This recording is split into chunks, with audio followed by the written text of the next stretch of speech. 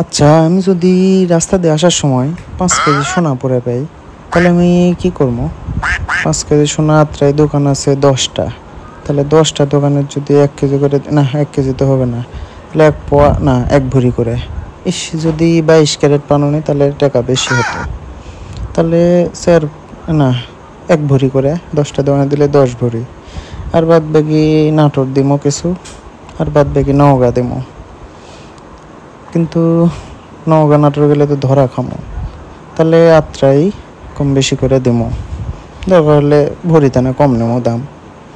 কিন্তু যদি ধরা খাই তাহলে তাহলে কি করবো? আচ্ছা, বছরে 1 ভরি করে বেচবো। তাহলে বছরে 1 ভরি করে বেচলে 1 লাখ 1.5 লাখ টাকা করে। তাহলে 1.5 লাখ টাকা করে হলে তো মেলা টাকা। বছরে যদি 1.5 লাখ কামাই হয় তাহলে আর অন্য কিছু করা লাগবে না। কিন্তু যদি পুলিশে ধরে ফেলে তাহলে তাহলে তাহলে 1/2 ভরি করে, না আজকে ভাববো না, কালকে আবার ভাববো।